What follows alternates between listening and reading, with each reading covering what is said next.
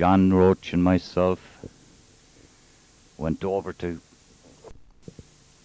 Paddy Carney's house, little cottage over in Carbally, and there was some English couple that bought the mansion there.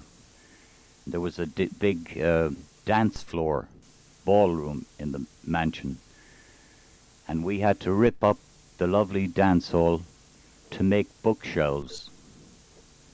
To store a whole bunch of books that these people had. They were from England, I believe. We worked there for 3 or 4, 5 days, something like that. And we used to have our lunch in the Carney house. Paddy Carney was a good looker, slick back black hair, and he used to wear a white shirt, a red tie, and a yellow pullover, and a brown jacket, most of the time anyway. And in those days used to wear fishermen's sweaters. They were navy blue and with a high rolled collar on them. And of course you'd save the best one for Sunday, which was usually pure black or navy. And as they got older, they were nearly purple. But they were the handiest thing in the world, and I haven't seen any around. I didn't see any at all when I was back in Dunmore last year. One time there was such an influx of herring that they had to bring fish gutters down from Ireland's in Burtonport, County Donegal.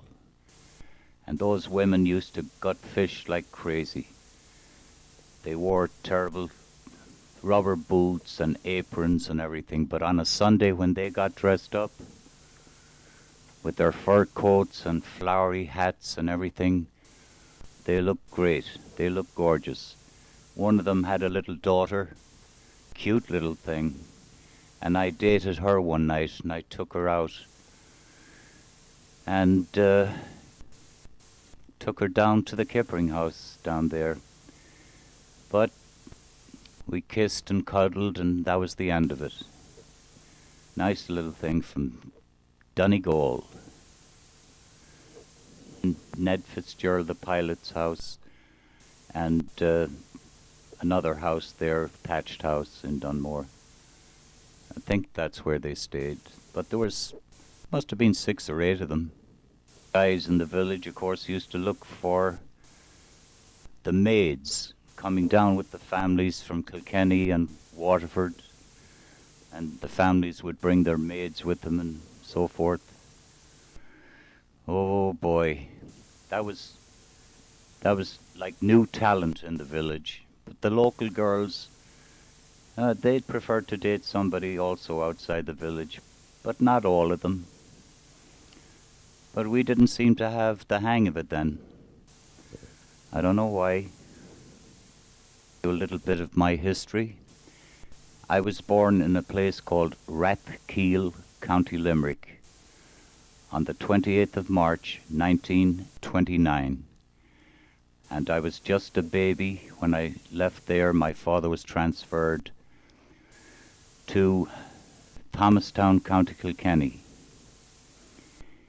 and we lived in the guards barracks there until 1939. And from Thomastown, County Kilkenny, we moved to Dunmore East, 1939. And I lived there, went to school there and in Waterford until 1949, when I left January of 49, and I went over to London and worked in 4 different bars in London.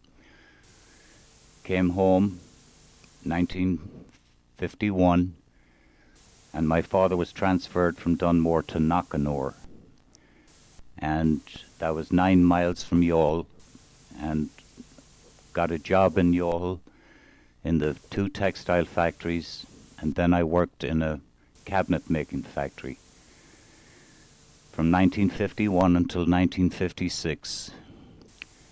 In 1954 I was in the movie Moby Dick, I stood in for Gregory Peck, and I was in the crowd scenes also.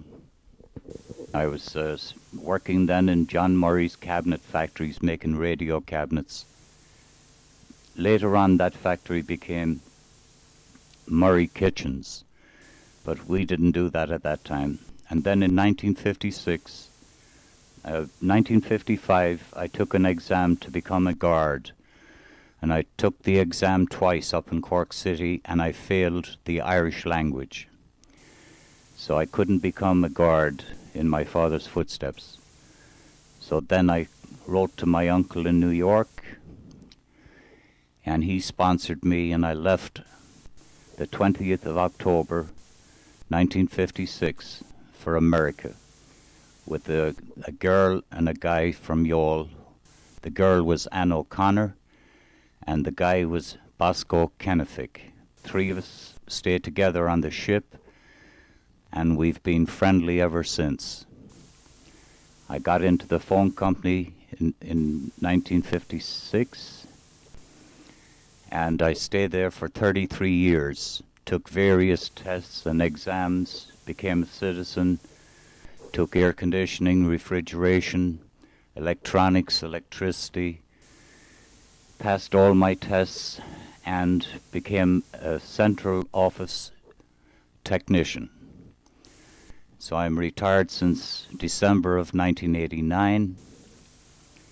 I got married in 1960, got 3 children, a son and 2 daughters, and I'm also blessed with grandchildren.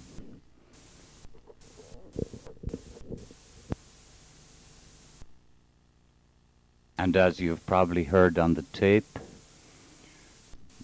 I'm now retired, 1989.